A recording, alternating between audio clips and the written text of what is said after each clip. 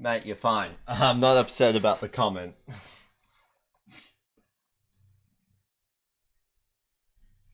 Like, everyone's entitled to their opinion.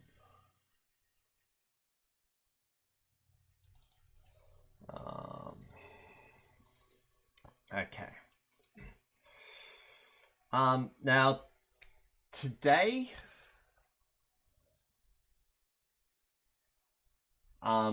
today, we're going to be going through Dream Team Bros. Well, I mean, I'm really hoping.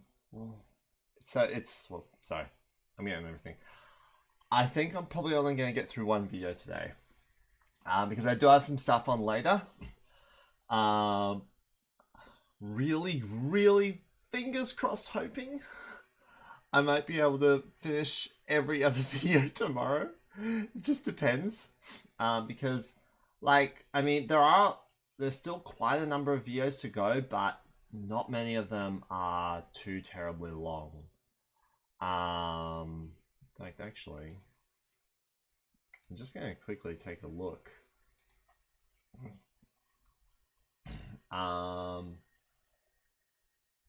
Paper Jam's 50 minutes. The wrap up is 20. Mario 64 Original vs. Remake is 40. Banjo-Tooie and Metroidvania is 15. I don't know if I'm going to do the Nintendo Trinity Retrospective Part 1, because I don't think I'm going to go back to that series. I think it's safe to say I've given up on it. But it only goes for 10 minutes. That's a short one. Banjo-Kazooie goes for almost an hour. Paper Mario goes for 4. Oh, I forgot about Paper Mario 1.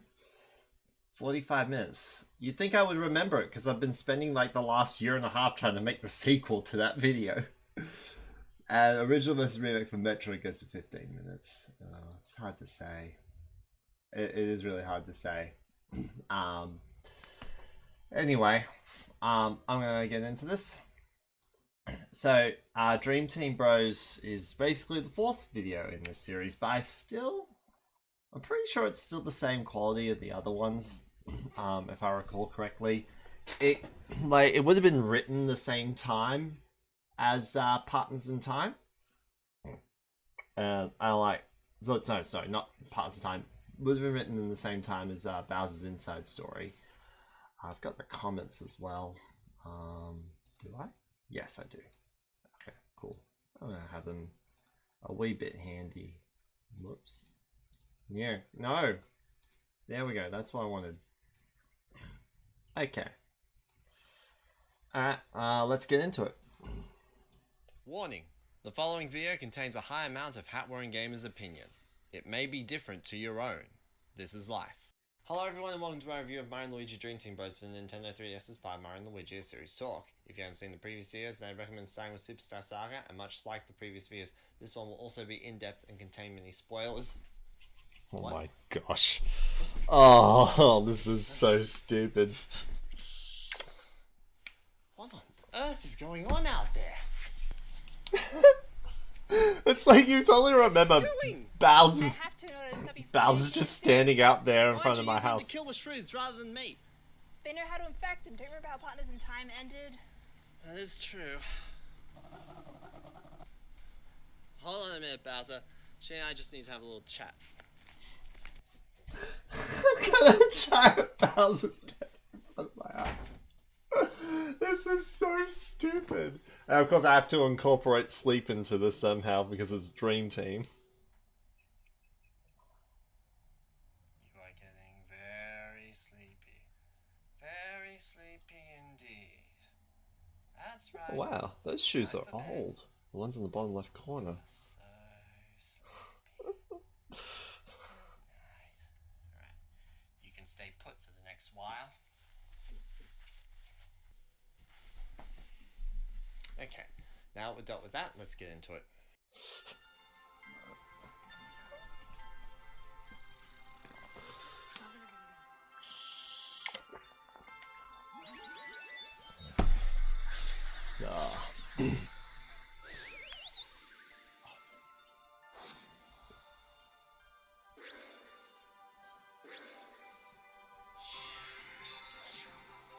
Mario and Luigi Dream Team Bros came out in 2013 for the Nintendo 3DS as part of the Year of Luigi, and by being a part of it, the series decides to shine some light on Luigi a second time, and arguably even brighter than Superstar Saga.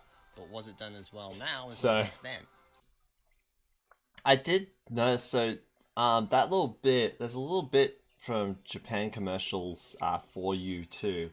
And the reason that is because this is more like, I don't know, maybe 15-20 minute bit of the game that just wasn't recorded.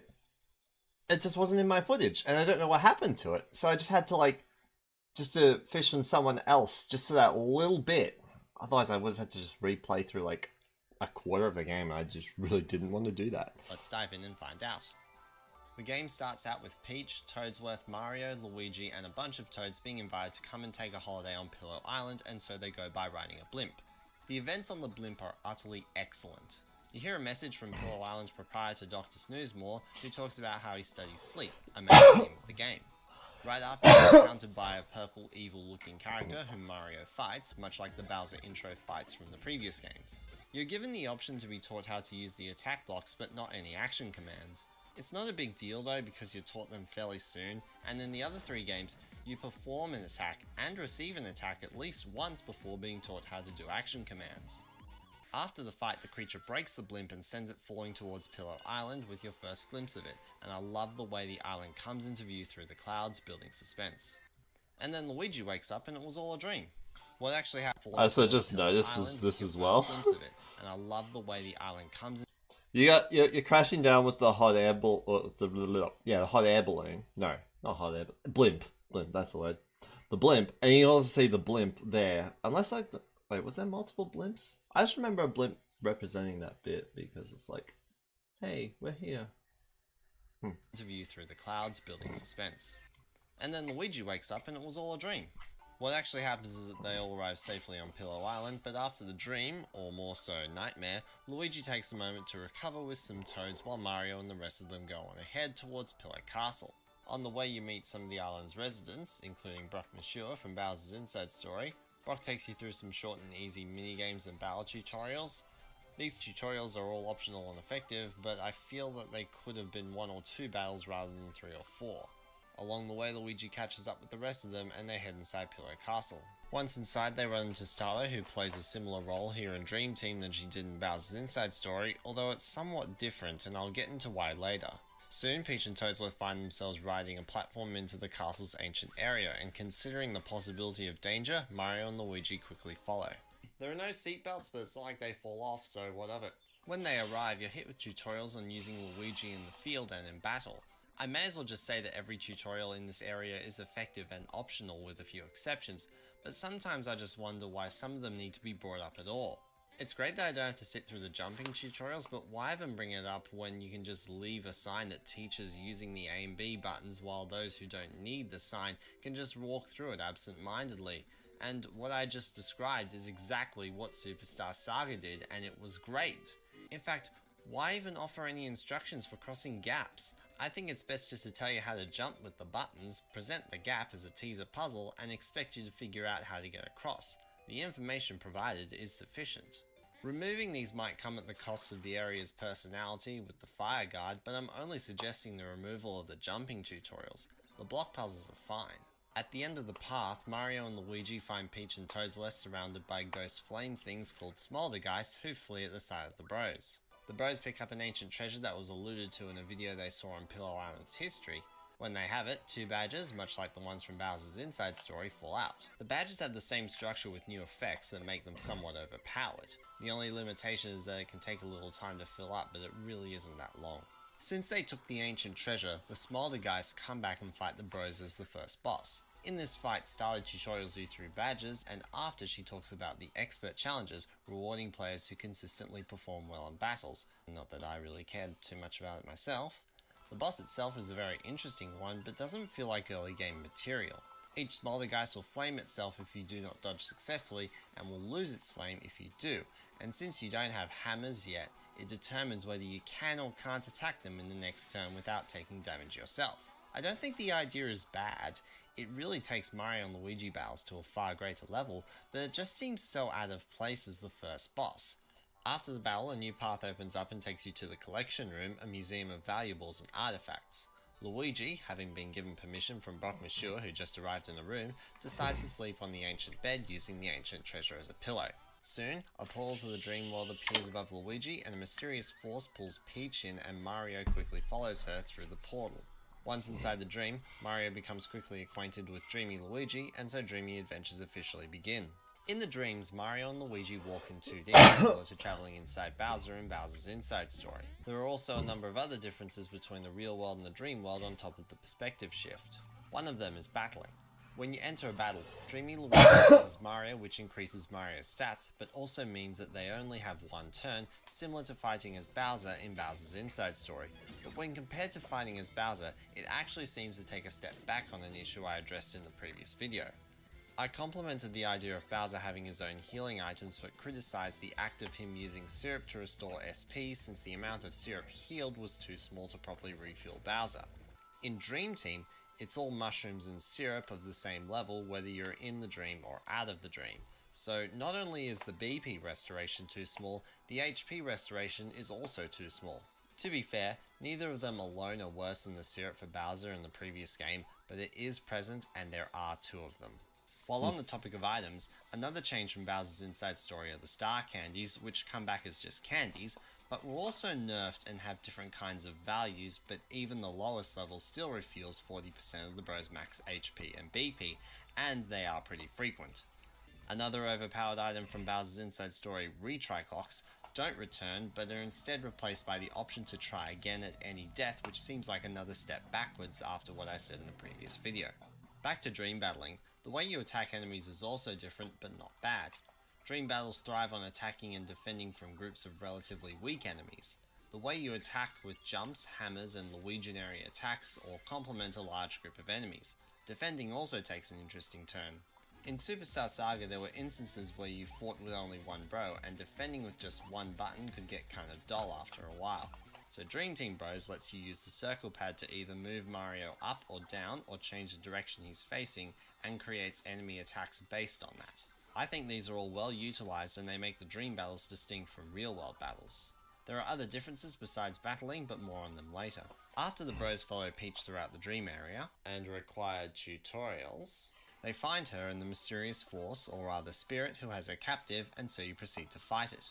The purple spirit creates a dreamy Mario who clones himself, which seemingly complements the other enemies in the dreamy area, but when you attack the real one, all the others disappear, meaning that Luigi's follow-up does little to nothing in the battle, defeating the purpose of it. After the battle, the spirit escapes with Peach to a place beyond the bros' reach, and after a little more exploring, they come to a shining purple stone which releases Dreambert, the ancient Pillow tribe who inhabited Pillow Island long ago.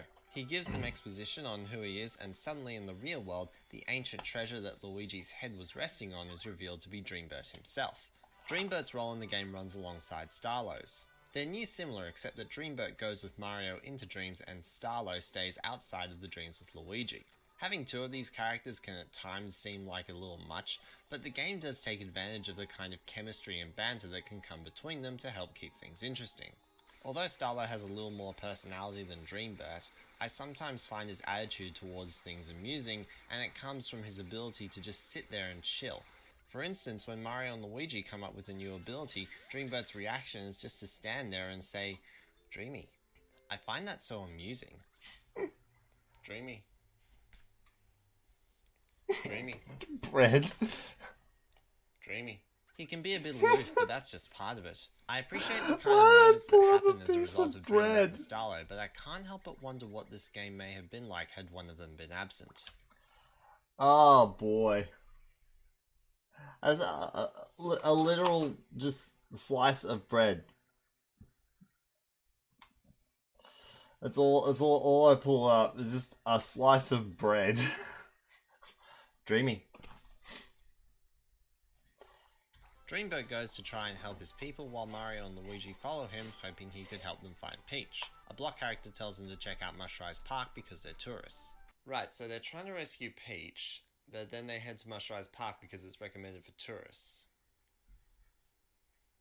Wait, what are they trying to do? Due to bridge problems, the one to Mush Rise Park is under their feet, and the bros fall to a pillow castle underground area, sort of. It's on the same map as the rest of the castle, but you can't access it from there. It's really weird.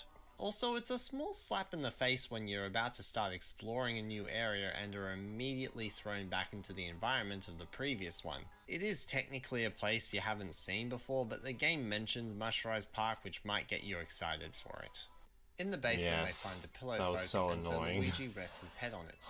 Dreambert turns up and explains that Luigi can do it for whatever reason, and so Mario goes and rescues the pillow, and while inside, they discover something. As Starlo plays with Luigi's face in the real world, it can have effects on the dream world through what's called a Luiginary work. These help keep the level design of the dreams feeling interesting because there's always a new Luiginary work to discover in each new area, and a few of them are expanded upon throughout the game. There isn't one I don't like using, however there's one downfall across all of them that I can't ignore. There's an individual and compulsory tutorial for almost every single work. There are some works that are so painfully obvious in how they operate that they don't even really need a tutorial, such as the drill. I reckon a sign could be left near the first one that says Mario can jump on them, draw a transparent circular arrow on Luigi's nose, and leave it up to your experimentation what needs to be done to progress. Fortunately, one Luiginary work does this. The flotation devices found mostly in Driftwood Shore grant the ability to rotate gravity in the dream, and they have no tutorial because arrows appear on the floaty, making what's needed to be done really straightforward. I do think some of them need tutorials such as the mustache flick, the sneezer, and the Luiginoids, but most of the rest of them don't really need tutorials because they're either obvious or they could be made obvious. So you rescue a few pillows in the basement, receive some exposition on why the pillow folk are imprisoned inside nightmare chunks, and identify the villain Phantasma. They next exit to Mush Rise Park to see the pillow Eldream. Mush Rise Park introduces hammers and expands their abilities from previous games with launching platforms and height balancing platforms. One other thing is that the rocks, broken by hammers, can only be broken from one side, which streamlines the exploration. I don't think it's bad though, since it creates a whole host of puzzles based on the simple question, how do I break this rock? The only two things I don't like about Mush Rise Park are the required Hammerfield tutorial, and Boss Brickle as a character, but it's not too bad because his childish behaviour allows for things I do like. While exploring Mush Rise Park, you find the first Bros move.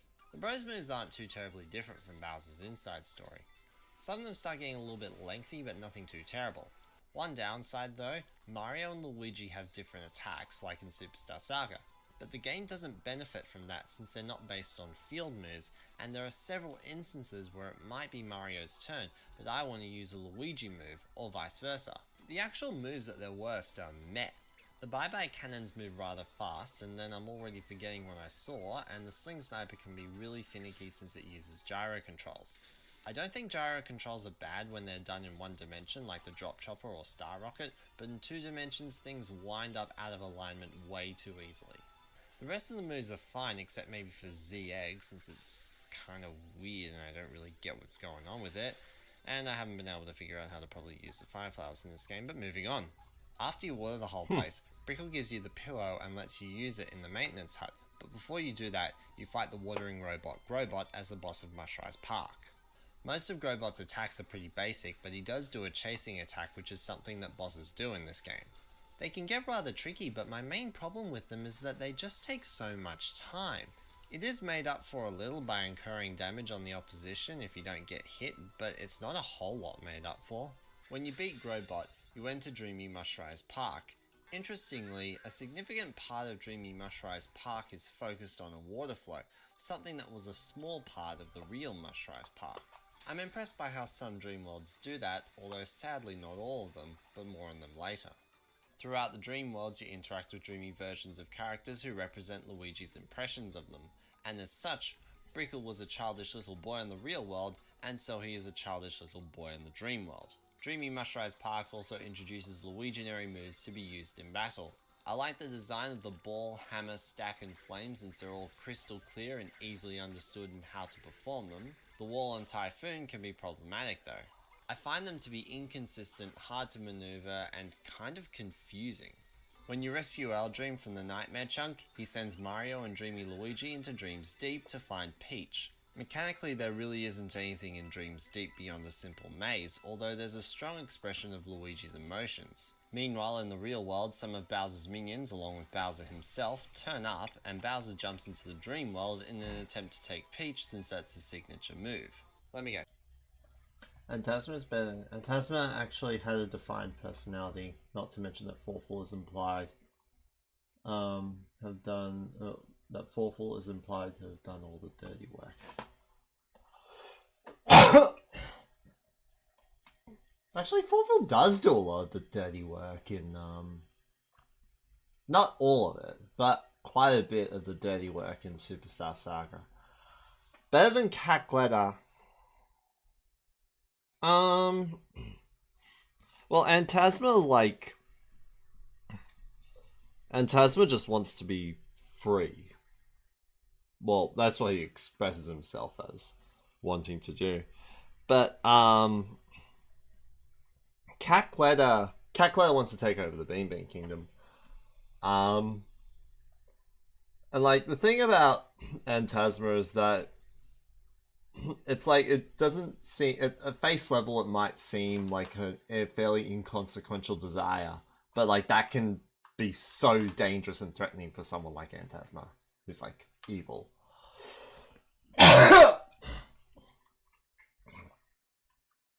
Cackletta. Oh my gosh, why is... Okay, there we go. Cackletta Palmer's attacked the same city twice. I don't recall a single personality trait that she had. She doesn't. You're not wrong. Bowser's gonna be hanging around Pillow Island being an anti-hero type character like he was in Superstar Saga and Partners in Time, whilst Mario and Luigi are gonna be chasing Phantasma, right?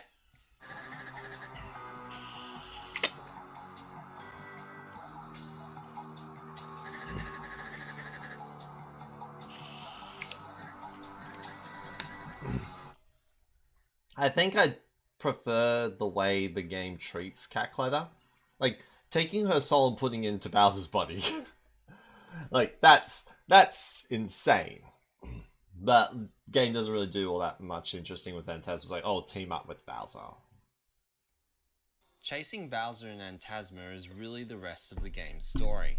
While I try not to get too messed up in the story of a Mario game, the Mario wackiness of Superstar Sagas and Bowser's Inside Stories narratives were really done well, and even though I would say Dream Team's story is better than Partners in Time's attempt at a darker atmosphere, it still remains dull and forgettable. Before we get to that though, Bowser and Phantasma are the next boss. I like the poetry of Phantasma empowering Bowser's body in the same way Luigi empowers Mario, and the rest of the fight is appropriate too. There isn't a puzzle, but it helps to destroy the bats that might hover around Bowser when it's your turn, something that complements Dream Battles. After the fight, Bowser and Phantasma officially team up, leave the world and go to Dozing Sands while Mario and company follow. Dozing Sands teaches Bro's hammer moves, which works very similarly compared to Superstar Saga. Luigi, who's always in the back, likes Mario, who's always in the front, but I like the clever way both Mini Mario and I guess Mario Dunk were implemented. Simply, if Luigi whacks Mario on a hard surface, he becomes Mini, and on a soft surface, Mario will dunk. It's mechanically genius because the designers are taking advantage of a limitation they created in Superstar Saga and turning it into a convenience. The only problem with this is that the tutorial is required.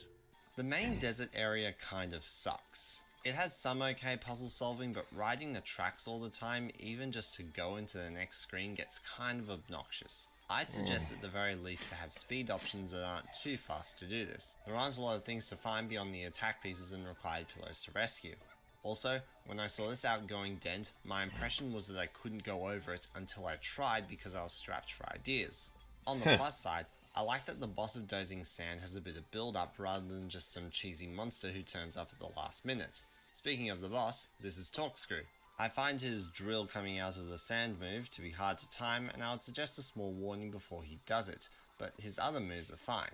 He doesn't have much of a puzzle, but what puzzle there is feels rather pointless because your only Bros moves, and therefore most powerful moves at this point, don't involve landing on him, so him falling down doesn't really do much, and it also doesn't disable him from attacking in his next turn.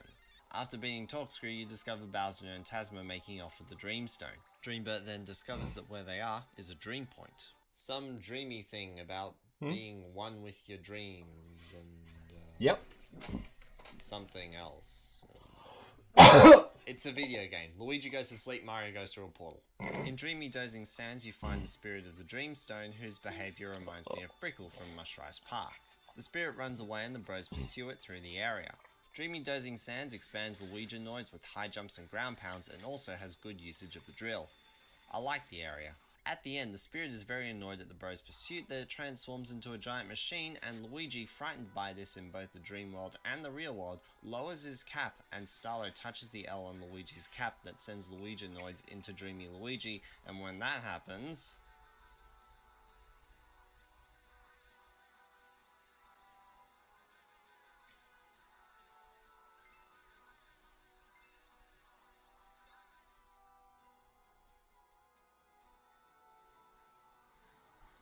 I'm actually kind of impressed by how I was able to get the distance just right. Well, I think I got it right. I did the best I could to try and just make sure that the distance between the two screens kind of stays so that it looks like A giant battle's back! Looks Giant battles consistent. are back, but they're a lot more technical here than in Bowser's Inside Story. There are some really specific slides and tapping locations, and while there are a few in Bowser's Inside Story, they increase several fold here. I didn't really mind these though, but what bugged me about the giant battles in Dream Team were how some of the enemy attacks just kept going, and while you do actively dodge them and counter, I feel like I'm participating in interactive cutscenes rather than a turn-based battle. thing is I never played Bowser's Minions. I played the base. Maybe I should play Bowser's Minions. And then again, it doesn't look that exciting or interesting. I don't know. And I have never even picked up the 3DS version of I never even picked up the 3DS remake of Bowser's Inside Story. And since you don't get much in the way of turns, you don't get a big opportunity to heal, and speaking of healing, to do so has action commands. I don't know why they're needed because the nature of the fight already makes it hard enough to heal. And then at the end you use the star move, which looks really cool, but you have to use a gyroscope in 2 dimensions, and I've already addressed my problem with that. On the plus side though, the giant battles do fix 2 problems I addressed in Bowser's Inside Story. Since it's in the dream, the lack of damage to the area makes sense and the visuals are absolutely stunning. If you stand still during your turn, the game just cycles nice shots of the field. One final major change was the option to play in left and right-handed modes. It's something that went over my head when I played because I'm left-handed, and as a result of playing the left-handed mode, Luigi and the touchscreen are both on the left, like it was in Bowser's Inside Story. Out of all the right-handed people I asked, no one expressed problems with the Bowser's Inside Story battles which are technically done in the left-handed mode. And I got mixed responses from people trying to play the Dream Team battles in the mode they're not used to, including myself. I've received multiple accounts, including my own, that expressed an appreciation for the alternative mode, so I would agree that it was worth including, especially since it wouldn't take much effort to program it in. Also, no experience points? What the heck? I precariously held and aimed my 3DS for nothing?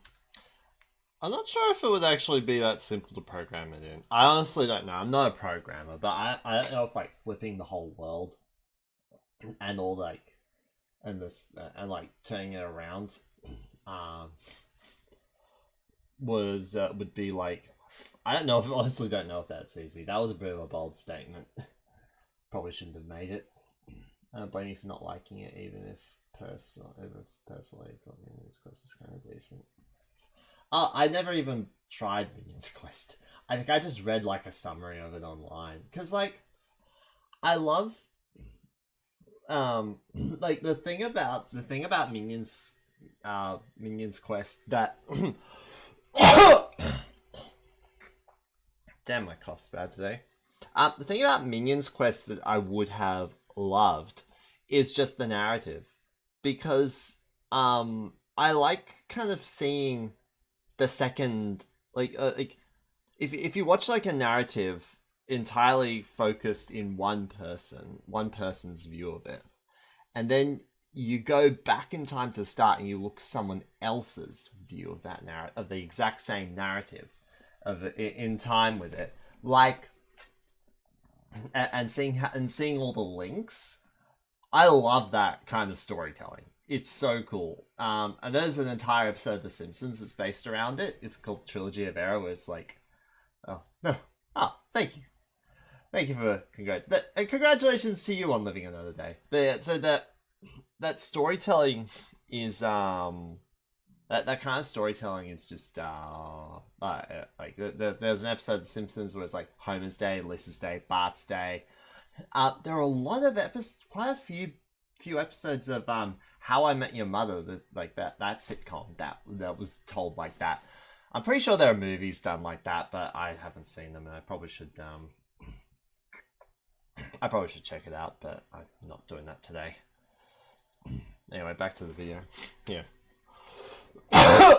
Moving on, the Dreamstone Spirit was so impressed by Luigi's move that it tells Luigi where the stone is. They're directed to Mount Pajama Jar, but in order to go there, they need to book a tour up the mountain in the town of Wakeport. They successfully do so, but only one of the two tour guides turns up at the meeting place.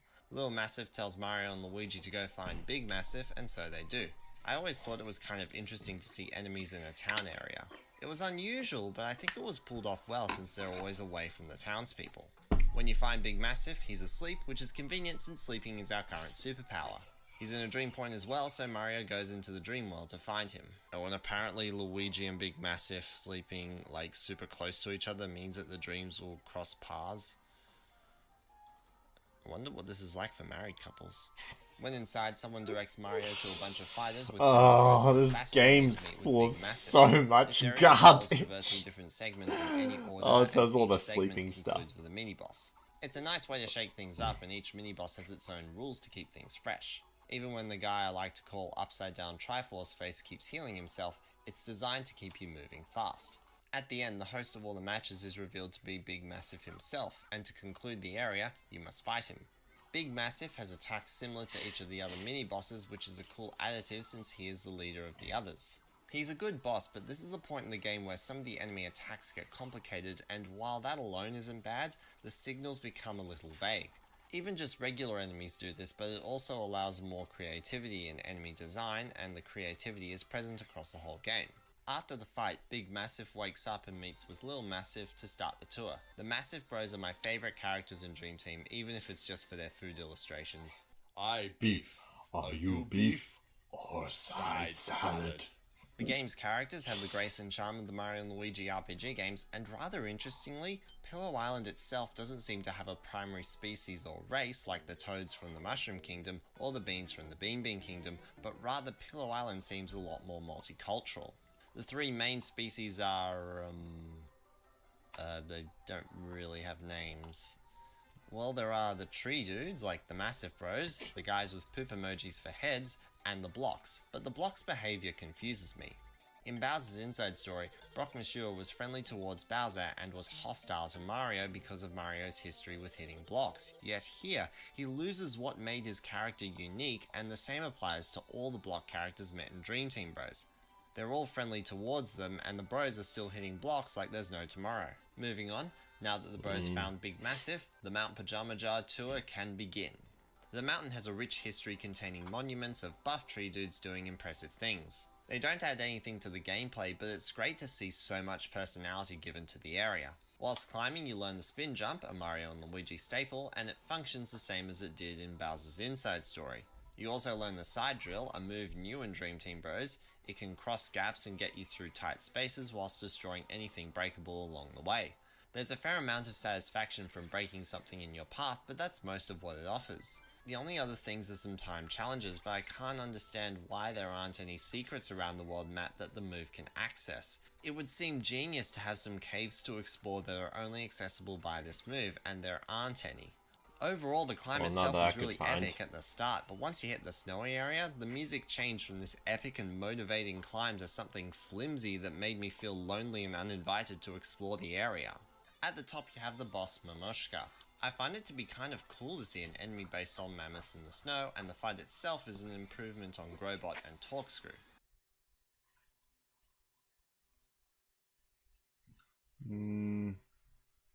Neutral? Or did you mean natural, or did you actually mean neutral? It does do one of those annoying chase attacks, but it has a few more other interesting attacks like the snowball and rock. There isn't a puzzle, and I would prefer no puzzle over a puzzle that doesn't do anything like Torkscrew, and a weak point on its head encourages experimentation with the bye-bye cannons and drop chopper, two recently unlocked Bros moves. To cap it off, it has this hilarious and satisfying ending of pummeling the foe down to size and watching its complete destruction. At the top, the enemies play some music called the Dream Beats, which causes everyone to fall asleep, which powers up the Dreamstone, or something weird like that. I don't get it. This story is weird and forgettable. All I can say is this: Dwellers of Pillow Island, lend me your energy to hide. I love putting that in. I remember like seeing it and just think like for the first time play, I was like, oh, this is just like Goku gathering energy for a spirit bomb. In this, the four of them find a dream point, and so Luigi rests his head once more, and Mario jumps inside. I wonder if Luigi sleeps as tight as Hannah is right now. Oh my goodness. Oh, I remember this I wonder one. what she's dreaming about. Oh. There's got to be some way to stop her. Wonder if I could use that. Oh my gosh. Although, very soon She's doing a fantastic job, mind you. But Why did I write this garbage in?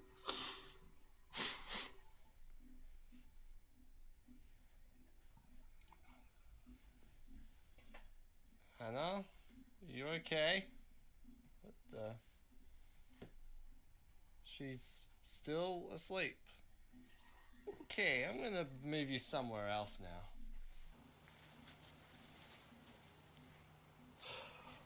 Once inside, the portal closes up because the game needs to create an excuse for you to explore the area. I mean...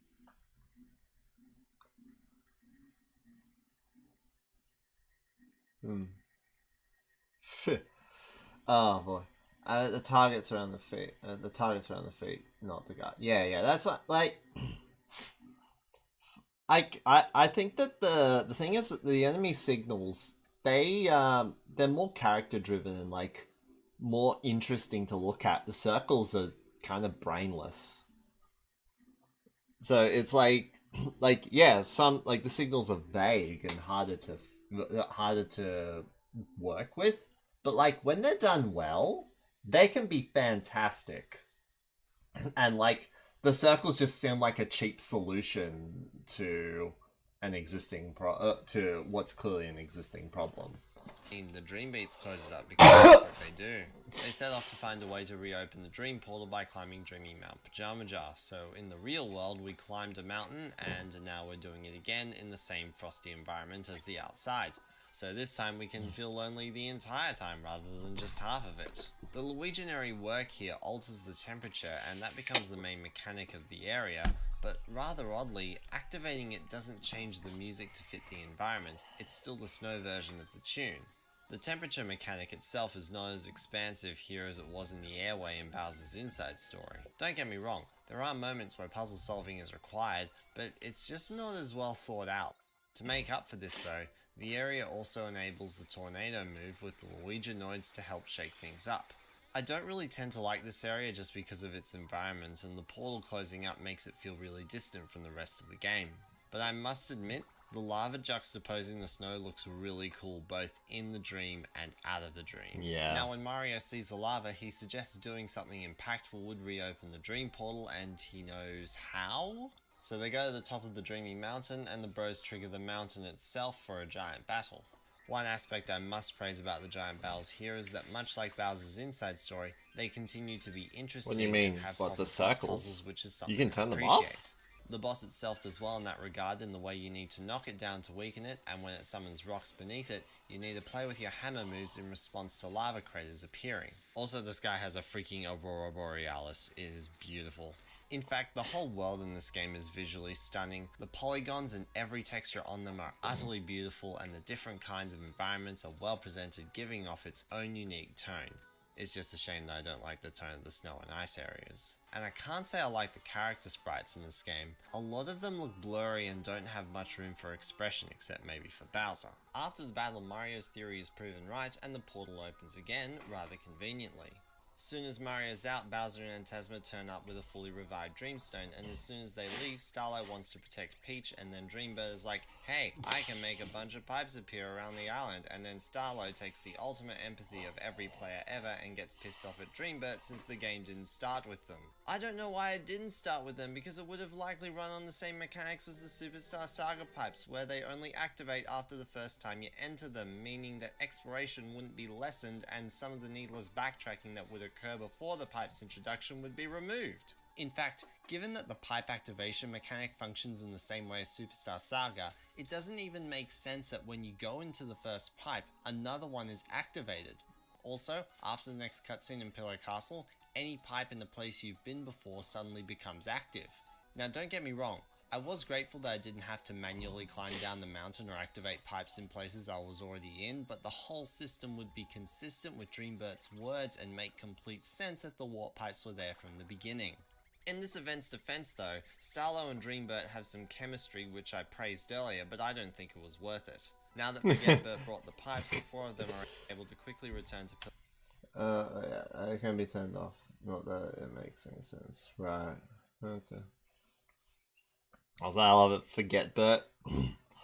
the castle in the hopes of finding Peach. Toad directs them to Driftwood Shore, but on the way, Bowser and Tasma and the minion trio discuss what to wish for with the Dreamstone and decide on a new castle. Neo Bowser Castle. When they arrive in Driftwood Shore, the bros find a high quality shop with high quality gear, and I think I'll talk a little bit about that. I think the gear was rather improved in this game just by a few simple additives. You can choose boots which affect your jump attack and hammers for the hammer attack. It's really simple and intuitive. On a similar topic, you can equip more gear with rank ups like in Bowser's Inside Story, but in Dream Team they're optional because you can change the way your abilities increase throughout the game and each rank up, giving you more control over how Mario and Luigi grow throughout the game. The only thing I don't like about the implementation is how it offers a boost for each stat in level ups. I think that should just be reserved for the level up bonuses. Anyway, in the posh looking building you can find Brock Madam back from Bowser's Inside Story receiving a message from two block characters. When the bros meet her, the block characters are revealed to be Peach and Toadsworth in disguise. Out of desire to protect her, Brock Madam suggests hiding Peach in the dream world, so they set out to find a dream point nearby that could keep her safe. Securing her requires the exploration of Driftwood Shore, and I can compare this area to Woohoo University from Superstar Saga. No new moves are taught in forced lengthy tutorials, not even the Luiginary work that's introduced here has a tutorial. Outside the dreams it's just testing you on everything you know, much like the Woohoo University. I can't say I don't like it. Inside the dreams you just solve puzzles that circulate around the new Luiginary work. That was just me to like point out the pun, but not spend like more than 2 seconds doing it. I just love the new character sprites. They're more expressive and less blurry. Nah, I much preferred the Bowser's Inside Story ones. Like Bowser's Inside Story and Partners in Time sprites over the ones in Dream Team and Paper Jam. Interestingly, everywhere except Wakeport so far has had you explore the real world sections and dreamy sections separately, but here you travel between the two throughout the area, followed by a larger dreamy area. There's also a bunch of story stuff with charismatic seahorses, but we don't need to pay attention to that, do we? There's also a Hermit Crab minigame along the way, it's kind of eh. When you get deep into dreamy Driftwood Shore, Peach follows and then reveals herself to be Kamek and the Elite Trio in disguise, and so you fight the Elite Trio, and oh my goodness, this fight is amazing. You can only win by defeating all three of them in one move, which creates a real reason to use the wide array of Luiginary attacks you have that is designed to attack more than one target, and how you go about whittling down their health is up to you before the one final blast. Although it may be frustrating when all three of them have their own turn, but hey, in some of the attacks they all work together as a threesome, and I think that's really cool. Just be mindful of the intense slowdown at the end. All those explosions. Next, Mario leaves the dream world and Dreambird breaks the news of Peach's whereabouts to Toadsworth. Among others, but Toadsworth! They go back to Madame Broke, who says that Dr. Snoozemore has returned. Oh yeah, he was away when you landed at the start. Kind of weird that the first person from Pillow Island who talks to you isn't actually there when you arrive. Anyway, they see Dr. Snoozemore in Pillow Castle, who suggests they see the Z-Keeper, who may have the ability to take down Neo Bowser Castle. Dreambird concludes to look in the dream world for clues to find the Z-Keeper, and so Mario enters the nearby dream world, which is the same one as the first dream trip, only now with access to Dreams Deep. This area introduces the Luiginoids forming a spherical shape. What's interesting about this formation is that it, along with the first formation of the tower, lines up with the Luiginary attack. I wouldn't necessarily line it up equally with the field and attack moves of Superstar Saga, but it's kind of cool to see a hint of that again. Whether it was intentional or not, I'll never know. This whole segment of Dreams Deep uses all aspects of the ball mechanic. I think the ball and chain work well and are appropriate for the ball formation. The hook shot works surprisingly well too. At face value, that seems like it could be done with any formation, but the spinning flows well with the ball, making it appropriate. At the end, the bird statue tells you how to summon the Z-Keeper, the Ulti-Bed. Upon seeing this cutscene, I really started to notice something. The game just kept going. At this point, playtime is roughly 19 hours, give or take. To get a sense of the length, Superstar Saga is about 12 hours, Partners in Time is about 14 hours, and Bowser's Inside Story is about 20 hours. This data, I think I got it from my recorded playtimes of from the previous videos. Like, I added up that much and said that's like, because like the thing is that, I mean, people will play at different rates, but it, like, in theory, it's like this is the length of the same person playing. I love both art styles, but I think the new sprites only look blurry if you're watching the video on poor image quality. I mean, yeah, I mean, obviously this video's up and expanded, but I don't think, on the 3DS itself, I don't remember it looking all that fantastic. It's like the worlds and the environments look amazing, but the characters just couldn't stand them. And even though that number is bigger, 20 hours is the ending time for Bowser's Inside Story. Dream Team is at 19 hours and still has a fair amount of length left. After all, we've had only 2 out of the 5 giant battles so far.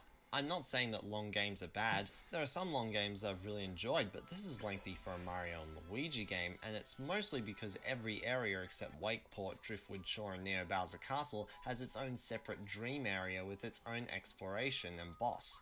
I feel like it's getting a little overboard and becoming too much. I think the reason for giving every area 2 parts was to allow equal attention to the dreamy battle mechanics along with the real world battle mechanics. The thing is, you can still accomplish that by structuring more areas similarly to Driftwood Shore. And I'm not saying all of them should be, just some of them to help cut down the game's length and prevent it from becoming a drag. Anyway, the bros set off to find the 5 pieces of the Ulti-Bed hidden around Pillow Island. Much like the Beanstar quest from Superstar Saga, you have a designated one to do first where you learn a move, followed by the rest to be done in any order you wish.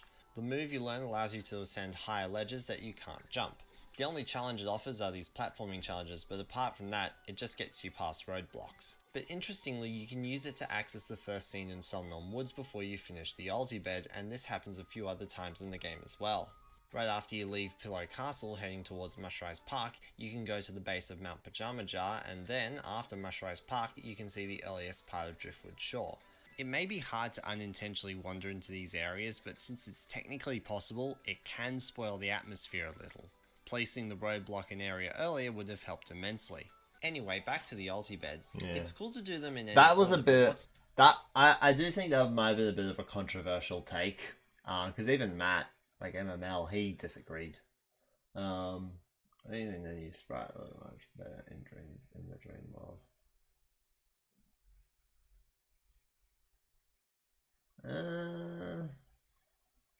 The Dream World's also a bit blurry.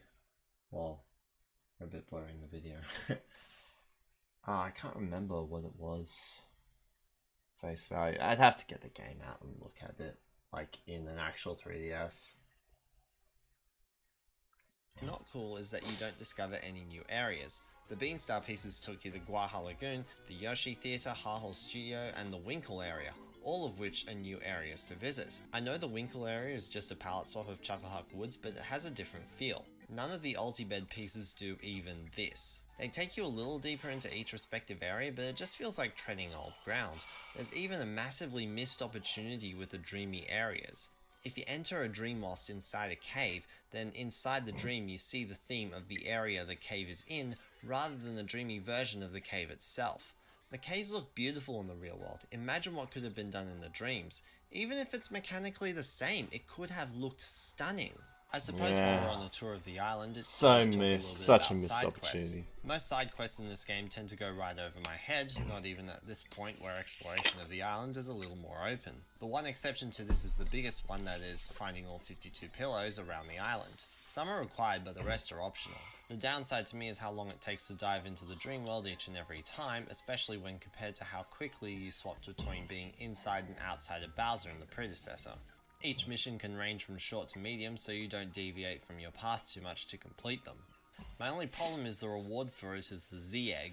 A new awesome move would be awesome, but this move just isn't awesome. It's so confusing and I don't get it. Elsewhere you'll find I had so Kylie much back trouble with the doing rather Z-Egg. wide side quest that demands deep exploration of every area to find a photo of it, and there's a trading side quest in Wakeport, but actively doing either of these missions has never been worth my time, to the point where I never actually bothered to do them. Fighting harder versions of bosses from Bowser's Inside Story returns, but this time one of them is required in the Ultibed quest. I think it was thrown in to make it known to the players, but I just don't see the need to do that. Someone's fascination with the area will trigger the desire to explore and see. After you get all 5 pieces of the Ultibed, you have a short trip to Wakeport because the bedsmith has to put the bed together, but the bedsmith is buried by more puzzles to keep padding everything out. I never even like the stuff you do before the bedsmith. I can't say much about the Wiggler fight by virtue of it being a Wiggler fight, the only character who's a boss in every game, even Paper Jam. What sticks out is the cutscene leading up to it. Whenever I do this fight, I feel nothing but utter guilt. The Wiggler was just an innocent civilian whose day was disrupted by Popple, and the bros just got roped into it. I don't think it works well when a game makes you feel bad for what you need to do to progress. Even during the fight, I found myself wondering if I should even be attacking the Wiggler. Mind you, if I was supposed to exclusively attack Popple while the Wiggler was too, the fight would have been utterly genius. By the way, Popple's back, but his personality isn't. He's still a thief, but he's not nearly as interesting as he was in Superstar Saga. On the plus side, you can find Bean characters wandering the streets on holiday in Pillow Island, which is pretty cool. After the boss fight, you make it to where That's the cool. bedsmith is, but of course, the bedsmith is a pillow who needs to be freed from a nightmare chunk. By this point, dreamy areas were becoming forgettable just because of the game's length, but this area does have a few cool puzzles with the sneezer. Before you rescue the bedsmith, a piece of structure is guarding the nightmare chunk, and the bros triggering it sets the necessary wheels in motion for the third giant battle. The puzzle is similar to the giant Bowser fight against the Tower of Yik, and it's not any less effective now than it was then, so I like it, and the town in the fight looks really cool. After beating it, the bedsmith wakes up and fixes the Ultibed if you take it to the beginning of Somnom Woods. Once he fixes the bed, the bros take it through Somnom Woods to meet the Z-Keeper. The Somnom Woods is my favourite area in the game. It treats you like you're a human person who has a brain and can figure things out. The puzzles are just placed there, requiring all sorts of moves to solve. But my favourite thing about Somnom Woods is the music. The whole game soundtrack is fantastic. Standouts include Mushrise Park, the lower part of Mount Pajamaja, both versions of So many Somnom tracks Woods, in the game I and love. surprise surprise, boss battles and the final boss. I also like Dreamworld battles, although it sounds more like a party song than a battle song. The composer could have been going for a fantasy battle type thing, but when I hear it, I imagine a group of people dancing. At the top of the Pillow Temple, we have a really good boss with a devastating attitude at the start, but after you take down its wings, you have more confidence as the boss itself loses its own confidence. The puzzle is done really well, and the attacks also treat you like you're an intelligent person. If you got hit by this move, it was your fault. Yeah, I know I defended with the wrong brush, shut up. Once beaten, you enter yet another dreamy area, and oh my goodness, this game just keeps going. Everything takes forever, areas take forever, every place has 2 versions, tutorials take forever, attacks take forever. It gets to such extreme cases to the point where an enemy's turn can take actual minutes. I'd hate to just keep harping on about this, but it's all over the place. To calm our nerves, we have Dreamy Somnom Woods, which, much like the real Somnom Woods, treats players like humans with brains by providing puzzles with clever solutions and a reference to Super Mario. Well, the thing is that, like, I mean, yeah, he might be punished after he was punished after the fight. But during the fight, especially, like, your first playthrough, you don't know what's going to happen after the fight. So it's like, why am I fighting the Wiggler? The Wiggler is not guilty at all. You don't know what's gonna happen after the fight when the fight's happening, and you might get to kick his ass sometimes. But there's also times where he's just at the start he's just on your side of the battlefield, and then you really can like I was genuinely confused the first time I did it. I was like, what am I supposed to actually be doing here?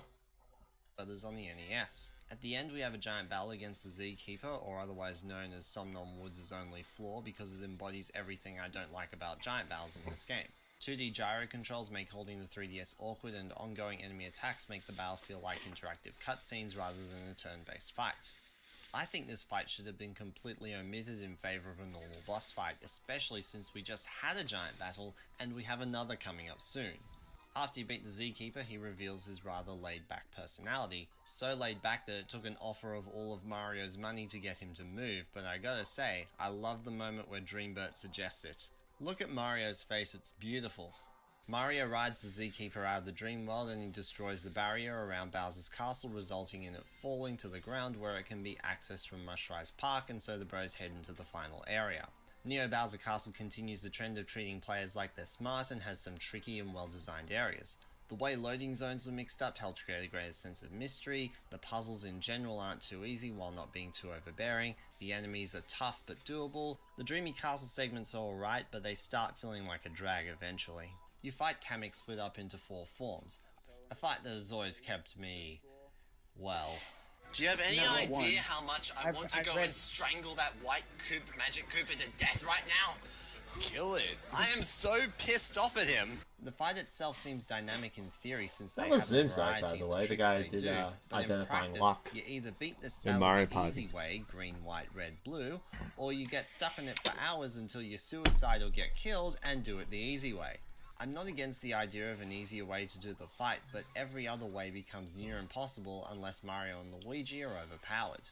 Overall, Neo Bowser's Castle is well designed and properly tests you on what you've learned throughout the game and doesn't teach you anything new in the real world. It does in the dream, but it's okay because the test comes up soon. At the end, the bros discover Bowser is asleep, and so Mario goes into the dream world nearby to try and meet Dream. But the Dream Battle music, Superstar Saga's Battle music felt more hilariously out of place. I mean, adore both songs, but rave music isn't exactly appropriate for a battle song. Like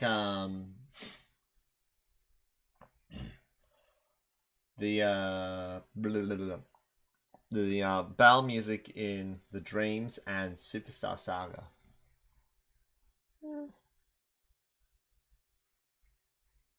I mean, I don't know if I like the dreamy music, but I don't know if I enjoy it for being a battle song. Bowser. You chase him through an area that effectively tests you on each Luiginoid formation, except tossing the Luiginary ball. Don't really get why. In the end, Bowser grows giant, and it seems like Luigi would be scared and enable himself to grow giant too, but he doesn't. Instead, he grows big with confidence, as seen by Dreamy Luigi's pose and the real Luigi's smile as he pulls down his cap. Now for my hottest Now's the time take. I want to bring up something.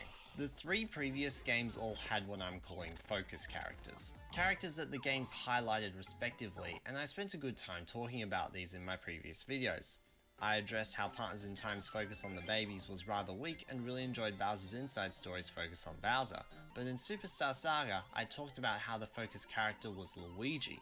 I praised Luigi's actions, how he saved Mario from the barrel of Chocola Reserve by walking through the cave, how he saved Mario a second time from the Bean Fever by venturing into Guffawa Ruins, and how he helped both the Mushroom Kingdom and Bean Bean Kingdom by walking into the enemy's stronghold in Peach's place, escaping and taking the Beanstar with him. In Superstar Saga, Luigi did a lot of really cool things after he, at the start of the game, clearly didn't want to.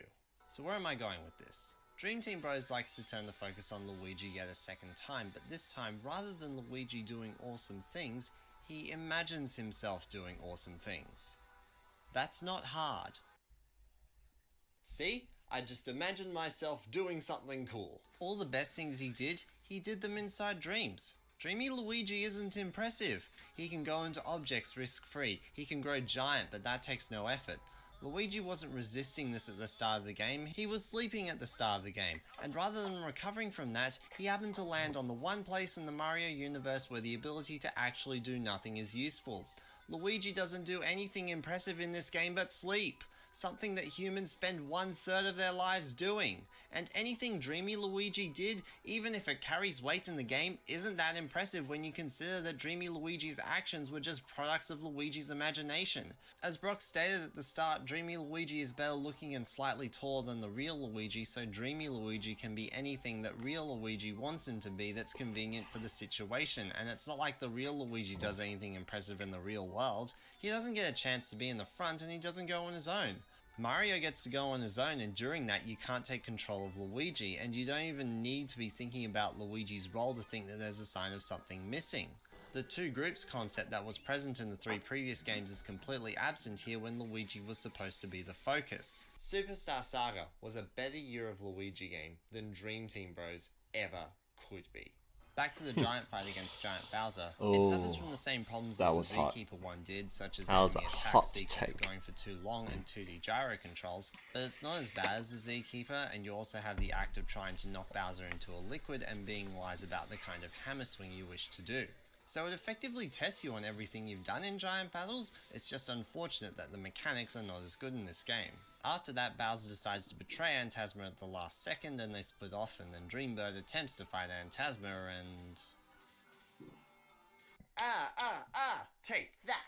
Antasma hides in the dream world, and Mario goes after him for the dream battle formation. I just want to make fun of the fact that like all they did is just they just slammed the front of their bodies. Like visually, they just kept slamming the front of their bodies in front of each other.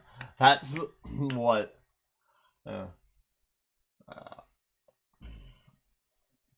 I remember applying your thoughts on Dreamy Bowser to Cackletter's soul.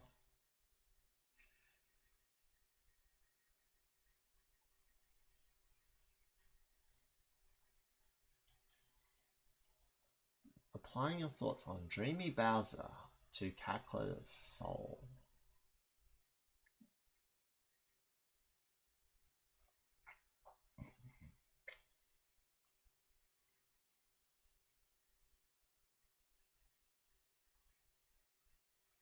I don't remember that. Section of the final boss. This battle is pretty good except when his attacks go way too far over the top. The offensive side is fairly good since there are multiple targets complementing the Luiginary attacks, but the downfall is that anything but Antasma himself is just there to buff stats, and while that seems like something to destroy, you're not likely to get rid of all of them, and that means he'll surely find one of those orbs that can still buff him, and even if you do get rid of all of them, he just creates more. Despite this battle's flaws, it's actually my favourite part of these final battles. I should also mention that the ending boss rush in this game didn't bother me in the same way it did in Bowser's Inside Story because first of all there are fewer fights, and second, each battle felt a lot more meaningful since they're testing you on a different way of fighting. So some events happen at the top of the castle resulting in Bowser taking in and being transformed by the Dreamstone, and so the final boss begins. Here's a little known fact about this fight. I hate it. The puzzle is bad, the attacks are over the top, and the healing just pisses me off. How about I start with the puzzle? Okay, so you can I hate the target final both boss his of Dream arms Team and his head, so much. but the left arm has nothing to do with the puzzle, so that doesn't matter. What the right arm will do is sometimes block the head, and all you have to do is destroy the right arm. It sounds really simple, but that's the first problem. It's a lame puzzle. Destroy one target that doesn't even always defend the main target. The next issue are how some of the attacks are uncomplimentary to it.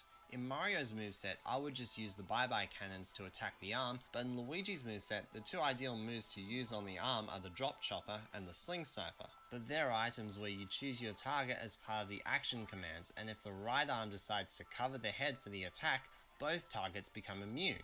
It would make a whole lot more sense if you could still attack the right arm while it's covering up the head, but you can't. You could use the Star Rocket, but that takes ages to do and always seemed way too over the top for what I was trying to accomplish, and the fact that you can kind of makes the rest of Luigi's moveset useless. Next are Bowser's attacks. While not being nearly as terrible as the other two, they do inherit the tedious nature of various attacks throughout the game, such as taking a while to perform, timing the defense moves, and then there's this. Lastly, we have Bowser's healing move. He summons a bunch of minions while he goes into the background and gets to heal at the end of every single turn that you haven't destroyed all the minions. First of all, it pisses me off thinking, ugh, now I have to destroy the hands again, and I know boss puzzles reset, but this one's just infuriating to do, and the minions just seem like a backwards decision in the greater scheme of Dream Team fights. There are a bunch of weak enemies standing against you, something you only ever saw in the dream world. Where was this when we were up against Phantasma? You never fought enemies like this outside of the dream world. Why is fighting enemies like this in the real world introduced in the final boss? So many times when it was Bowser's turn, I remember thinking, oh thank goodness he didn't go into the background and heal. Now that that's out of the way, Bowser is finished, Neo Bowser Castle is destroyed, and they meet back outside of Pillow Castle. Dreambert brings the dust of the Dreamstone to be remade by the Z Keeper into the Dreamstone again. Instead, he turns it into a giant coin and says, don't rely on things. Seriously, rely on yourselves, on each other. Throw away material crutches and you guys will be better for it. And then he makes it rain coins. So in the end, the Z Keeper just says, don't rely on things, here's a bunch of money.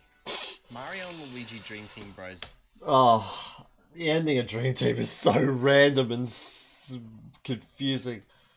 The length and repetition of Keklo's song ruined it.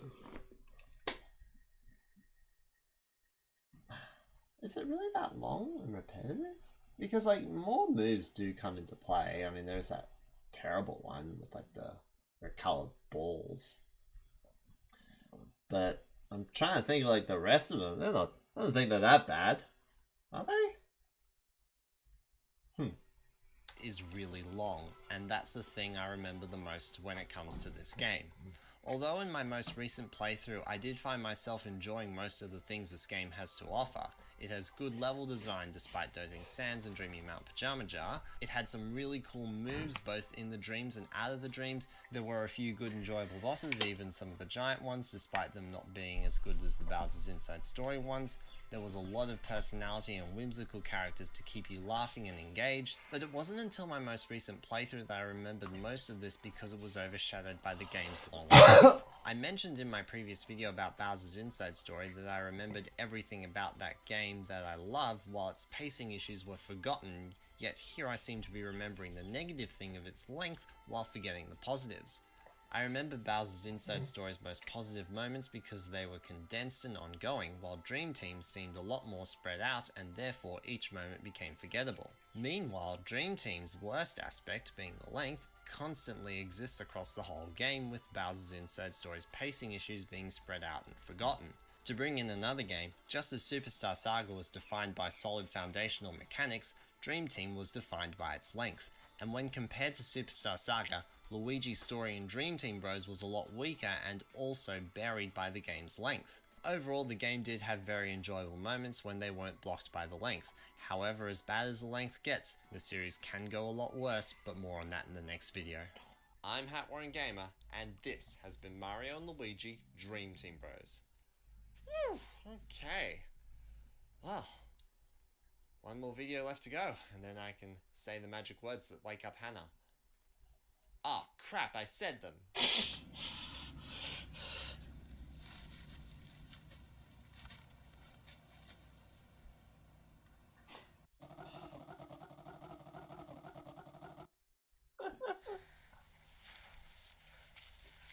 I'll go get him. So stupid. Go outside and tell Bowser you're not finishing the series or he'll do something bad.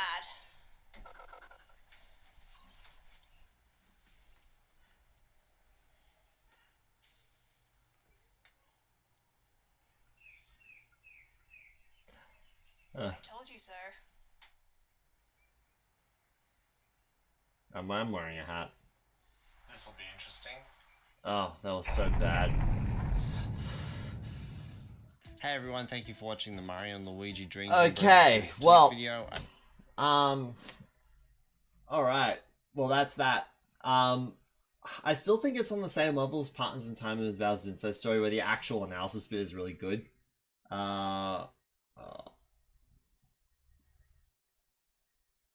Well, I did. They're not there anymore. I've taken them all down. Like, this is the same wall right here on camera. It's not. Most of those posters have been taken down. I do have a disc plate here, though. This is Super Metroid. Anyway,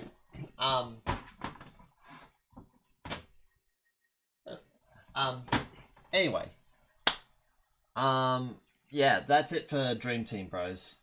I think that Like the analysis bit, I still think is the same quality as Bowser's Inside Story and Partners in Time videos were. So that narrative was just really weird. I think it's just kind of been constantly consistent. I'm not sure if Paper Jam is much different. I think it's still just the same thing. Even though after Paper Jam, I know things get a lot different. Yeah. Anyway, it's been 18 months of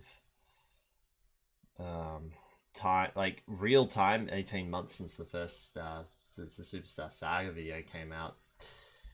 What can change? Anyway. Unfortunately, though, I don't really have time to do another one at the moment because I've got some stuff coming over. I've got some stuff happening later today. I'll try and be back tomorrow, just to see if I can finish this off. Yeah. I'd like to thank you all so very much for watching.